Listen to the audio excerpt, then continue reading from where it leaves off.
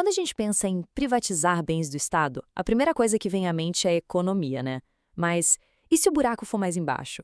E se o debate, na verdade, for moral?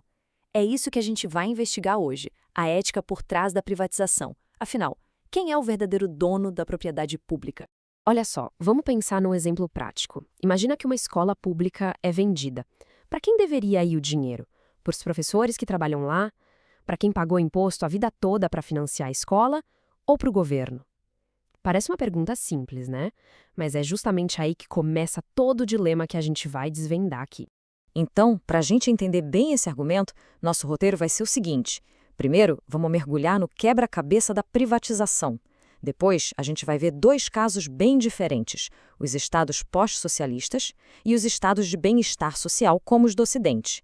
Na sequência, vamos entender uma distinção que é chave aqui, a diferença entre quem paga imposto e quem consome imposto. E, por fim, a gente chega na solução que o autor propõe. Então vamos lá. O ponto de partida é o seguinte. A ideia aqui é que não existe uma fórmula mágica, uma receita de bolo para privatização que sirva para todo mundo.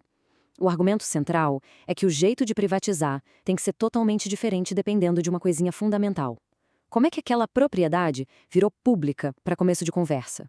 Ok, vamos analisar o nosso primeiro caso de estudo, então.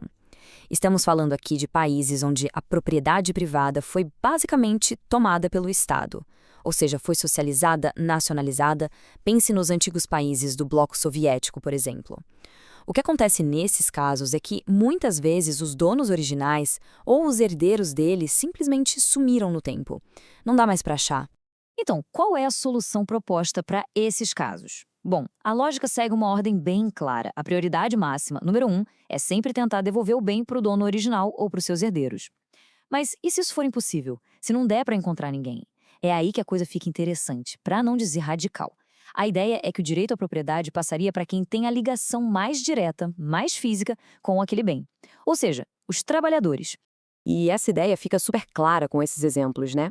A proposta é basicamente dar as ferrovias aos ferroviários, as minas aos mineiros. Por quê? Porque o trabalho deles está, de certa forma, misturado com aqueles bens. Se não existe mais um dono original para reivindicar a propriedade, o direito mais forte passa a ser de quem dedicou a vida, o trabalho, para manter aquilo funcionando.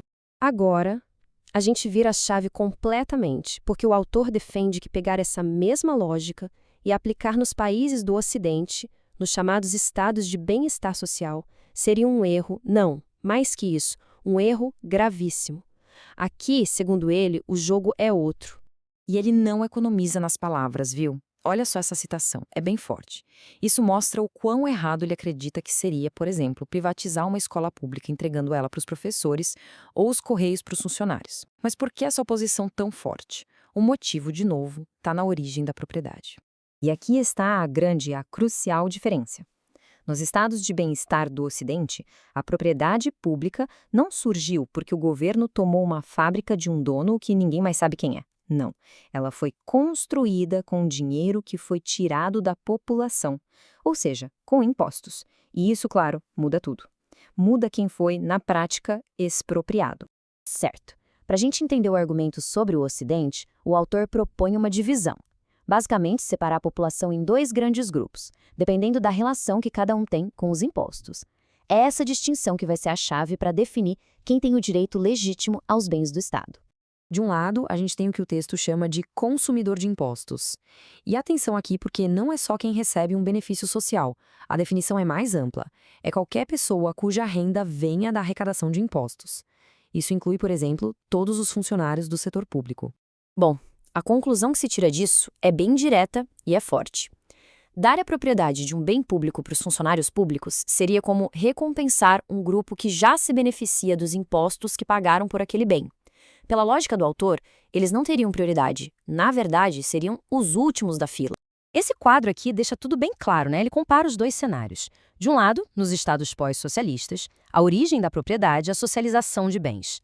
Do outro, no Ocidente, é o financiamento via impostos.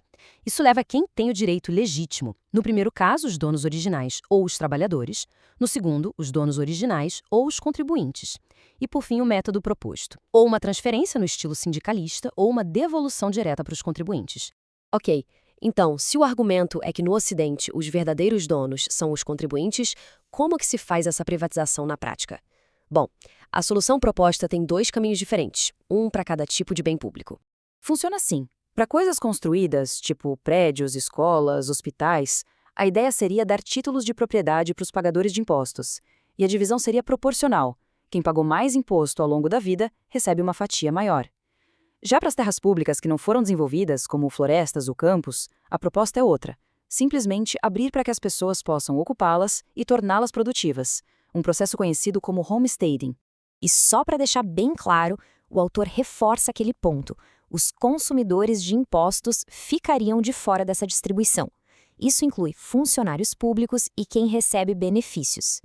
A lógica é que, como a renda deles já vem dos impostos, eles não teriam direito a receber uma parte dos bens que esses mesmos impostos financiaram. No fim das contas, toda essa análise nos deixa com uma questão bem profunda para pensar. O argumento todo se baseia em identificar quem foi expropriado lá no começo. Se a gente aceita essa premissa de que toda propriedade pública veio de uma expropriação, seja de um dono ou de milhões de contribuintes, como isso muda a nossa forma de enxergar o que é público? A ideia de que algo pertence a todos fica bem mais complexa, não é mesmo?